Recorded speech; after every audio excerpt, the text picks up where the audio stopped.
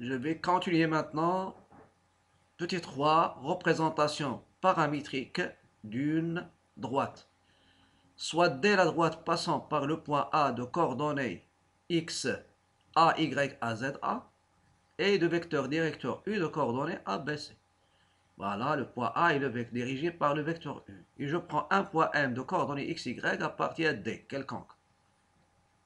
Ceci est équivalent aux deux vecteurs A, M et U sont collinéaires. Et puisqu'ils sont collinéaires, là il s'écrit en fonction de l'autre. Donc AM égale à K fois U, tel que K appartenant à R. Deux vecteurs sont égaux, c'est les composantes sont égales 2 à 2. La première composante du vecteur AM, c'est x moins xa, égale à la première composante k fois a. Y moins ya aussi égale à b fois k. Z moins z à la troisième composante égale c fois k. Et j'obtiens par équivalence que D, je peux la représenter par un système formé de x égale xa plus a fois k, y égale ya plus b fois k, z égale à za plus c fois k, avec k appartient à R et s'appelle le paramètre. Ce système est appelé représentation paramétrique de la droite D. Et la droite B, vous remarquez qu'elle passe par le point, c'est ça le point par lequel elle passe, ici. Et donc, ça, il donne, ce sont les coordonnées du A. Et ici, vous allez trouver A, B, C, ce sont les coordonnées des vecteurs U. Et n'oubliez pas que le coefficient de collinéarité ou bien le paramètre, elle peut être un réel qu'on peut noter K, T, alpha, bêta, etc. Exemple. Donner une représentation paramétrique de la droite D passant par le point A de coordonnées 1, moins 2, 3 et de vecteur directeur U de coordonnées moins 3, 4, 6 et dans les 3 points de la droite D. Donc, la réponse. Pour la réponse, la question, petit 1. Une représentation paramétrique de D. Une représentation paramétrique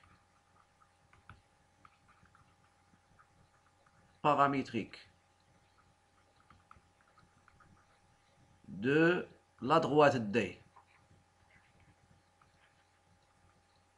De la droite D. De la droite D.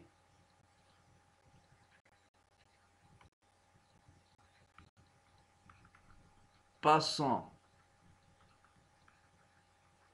par A. Et je vais bien sûr voir ses coordonnées.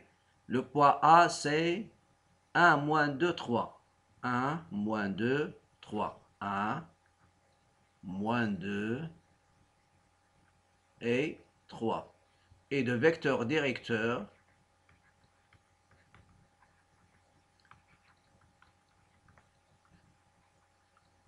ils ont noté le vecteur c'est U. Et les deux coordonnées, moins 3, 4, 6. Moins 3, 4, 6. Moins 3, 4, 6.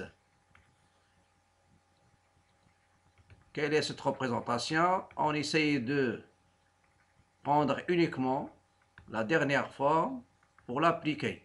Ça, c'est xa plus a fois k ou bien a fois t, ya plus b fois k, za plus c fois k, et n'oubliez pas k appartenant à l'ensemble R. Et ça va vous donner D. Vous pouvez remplacer après. XA par 1. A par moins 3. Moins 3. Voilà. Moins 3K.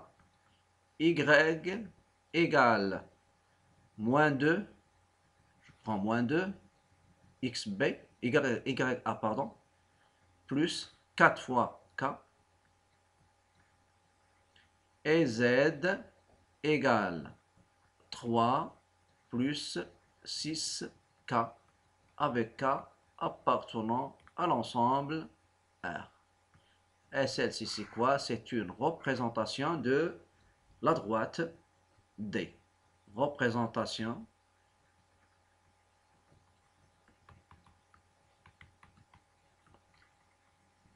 paramétrique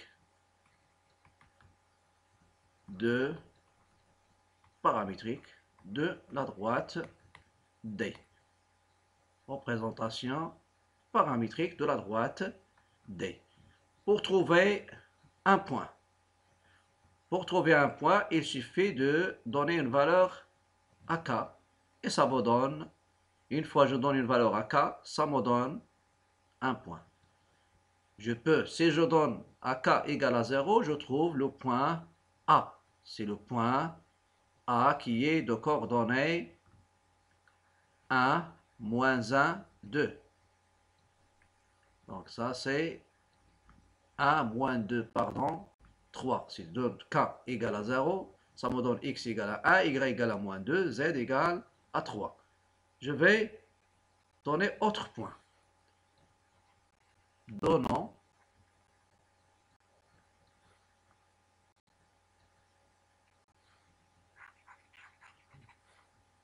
voilà.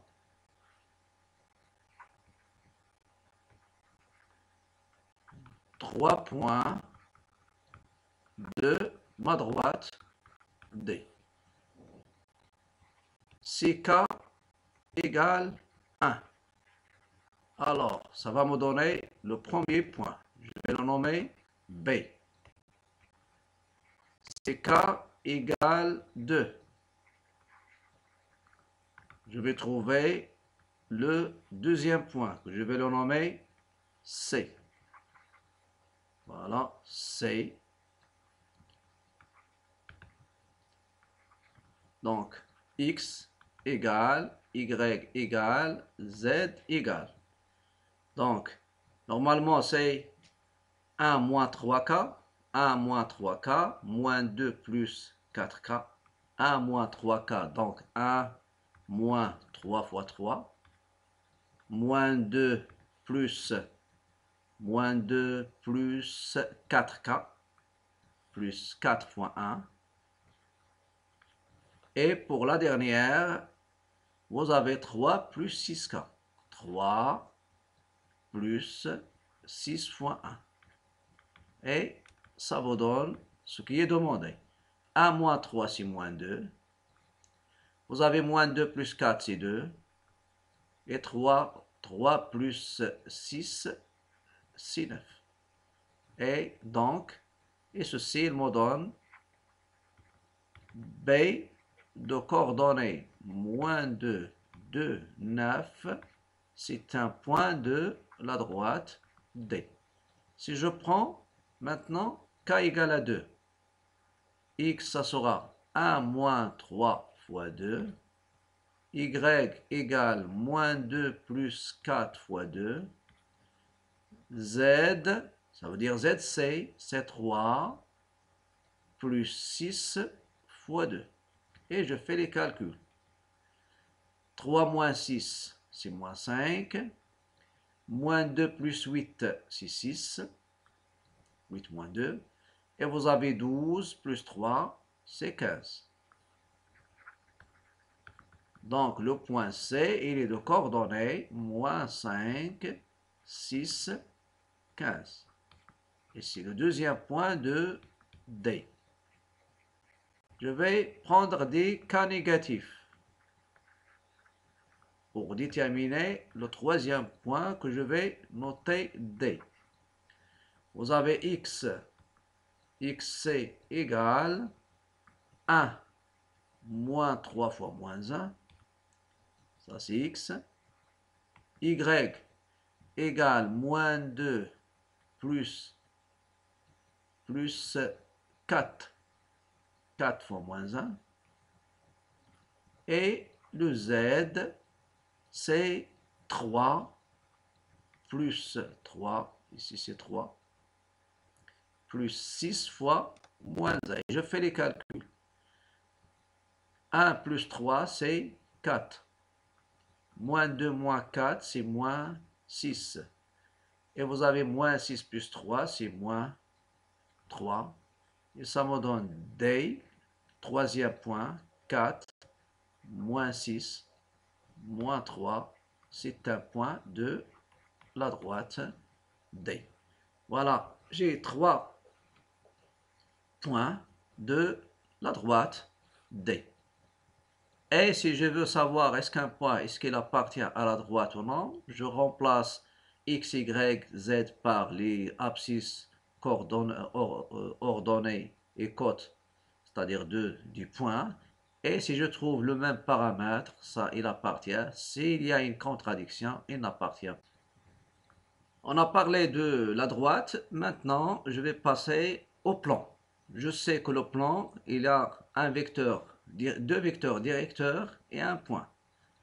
Et je vais définir ici par, si vous avez une droite et un point, il existe un seul plan qui passe par le point et qui est perpendiculaire à la droite.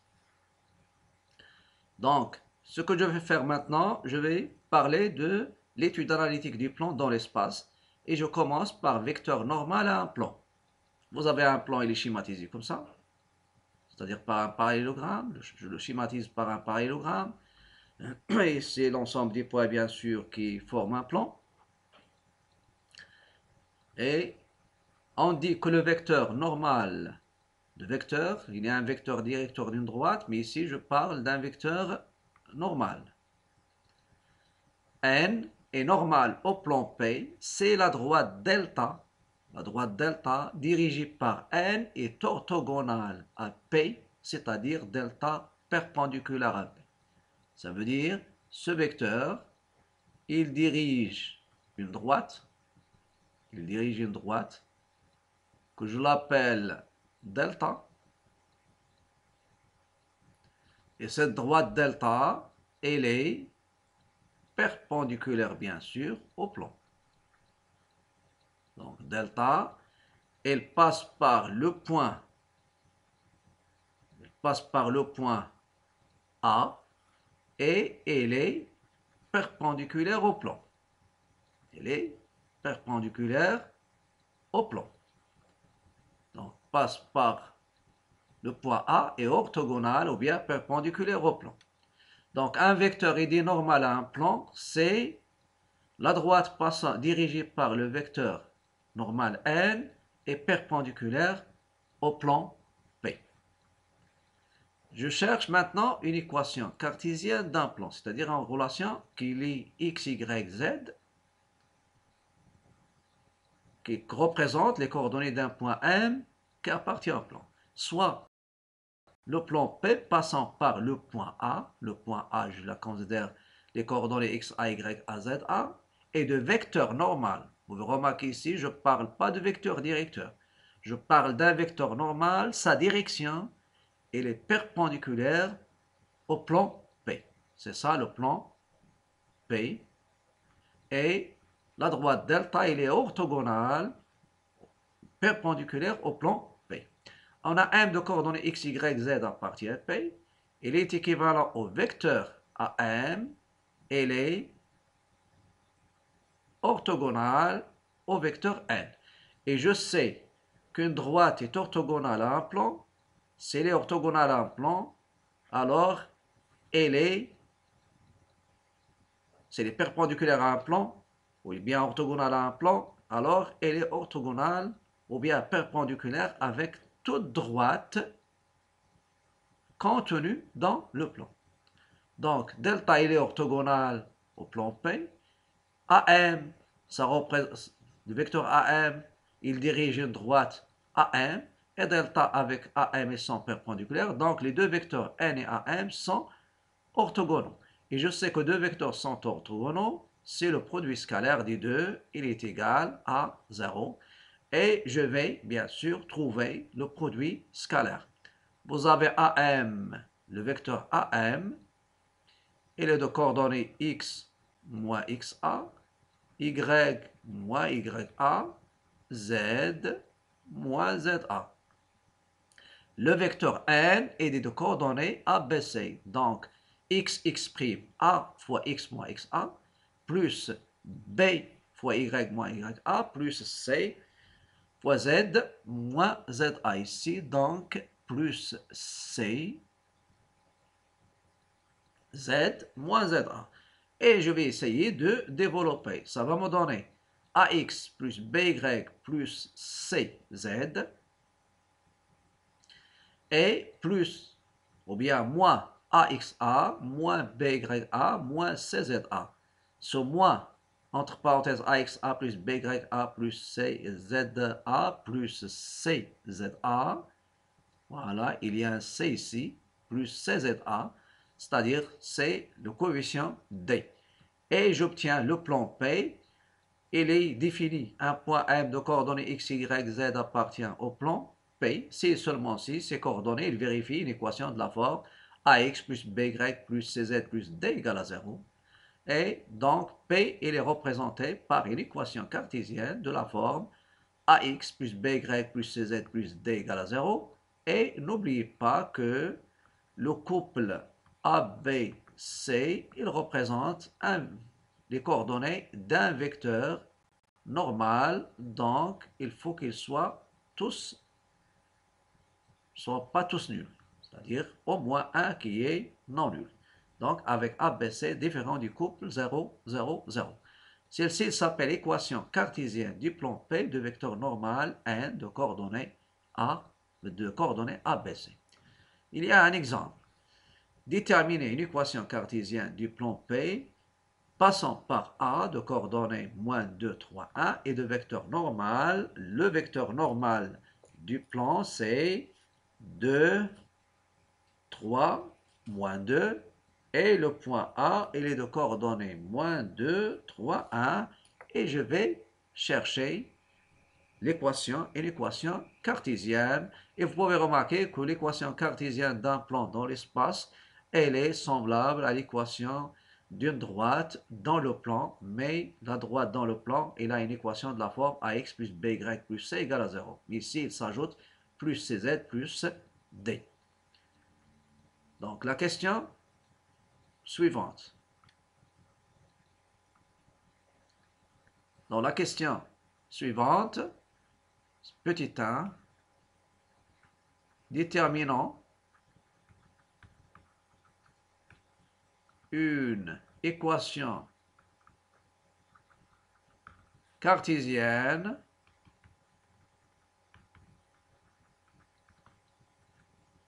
du plan P,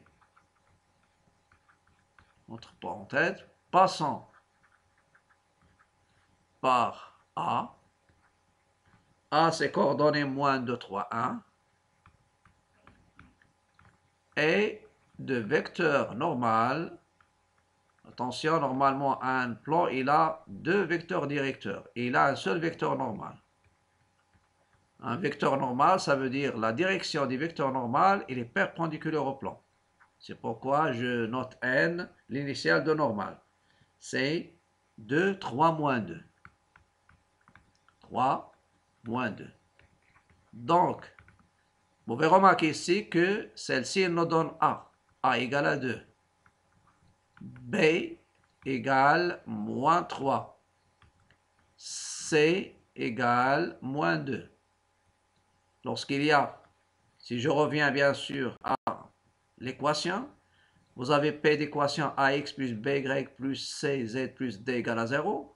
Vous pouvez remarquer ici que ABC, il représente les coordonnées du vecteur normal au plan. C'est pourquoi si je connais AB, le vecteur normal, ça me donne les trois coefficients. D'où P, son équation, devient 2x moins 3y moins 2z plus d égale à 0. Qu'est-ce qu'il me reste? Il me reste d. Et on a A appartient au plan P. Donc, je remplace les coordonnées de A. 2 fois moins 2 fois XA. Moins 3 fois YA. Et moins 2 fois ZA qui est égal à 1 plus D. C'est une technique utilisée même dans le plan. Et ça me donne moins 4, moins 9, moins 2 plus D égale à 0. Vous avez ici moins 11, donc moins 15, plus D égale à 0, et ça me donne D, elle est égale à 15. D'où le plan P, son équation, ça sera 2x moins 3y moins 2z plus 15 égale 0. Voilà, ça c'est l'équation du plan. L'équation cartésienne du plan. Égale à 0 implique D, elle est égale à 15. Et j'obtiens l'équation cartésienne, équation cartésienne de P. Voilà, toujours je signale. Après, on vous demande dans une autre question, est-ce que les points appartiennent au plan? Premier point, c'était 0, moins 1, 1. Deuxième point, pardon, c'est 1, 1, 1. Et le G, c'est 2, moins 3, moins 4. Ça, c'est normal. Un point appartient au plan s'il vérifie la droite. L'équation du plan. Deuxièmement, est-ce que le point E de coordonnées 0, moins 1, 1 appartient au plan P? On a le plan P, son équation. Son équation, c'est quoi? C'est 2x moins 2 moins 3y, 2x moins 3y, moins 2z. 2x moins 3y moins 2z plus 15 égale à 0. On remplace. On remplace les coordonnées de E dans l'équation.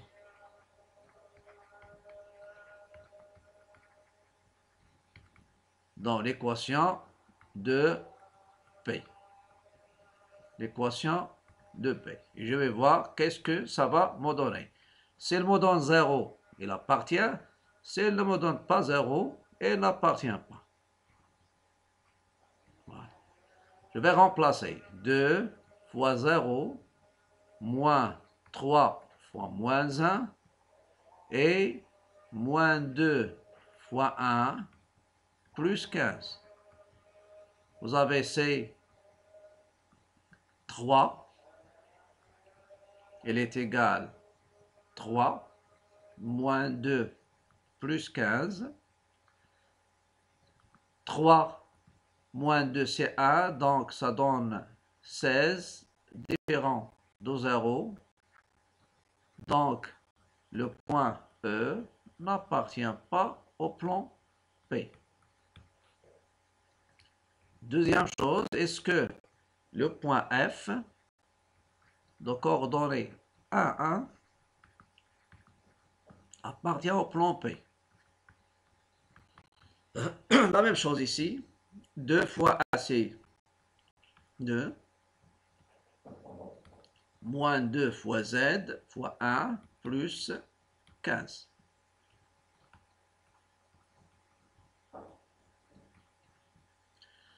Moins 33 plus 2, c'est moins 31, différent de 0,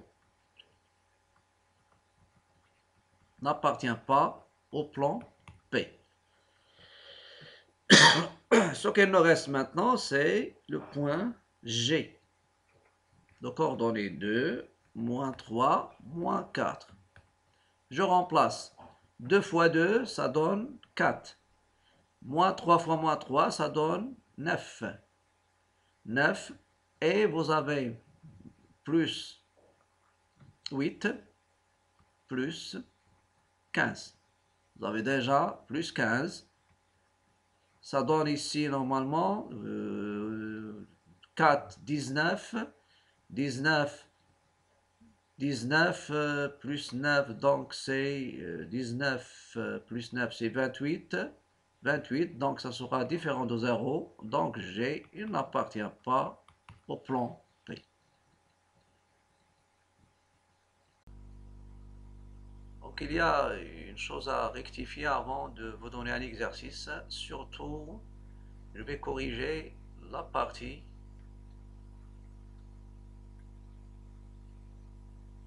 Surtout, il y a une chose à rectifier. Vous avez pour F 2 fois 1 moins 3 fois 1 moins 2 fois 1 plus 15. Qu'est-ce que ça va vous donner? Normalement, il y a un résultat que... Il y a une erreur ici, j'ai commis une erreur. J'ai fait moins 2 plus 15. C'est pas moins 2 plus 15. C'est pas moins 2 plus 15, c'est uniquement 2 moins 3. Vous avez 2 moins 3 moins 2 plus 15.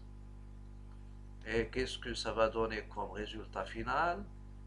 2 moins 2, c'est 2 moins 2, c'est 0.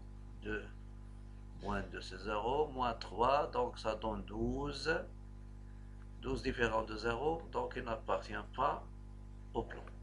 Je vous donne un exercice que je vais corriger dans la vidéo précédente. Exercice 2, on considère dans l'espace rapporté un repère orthonormé.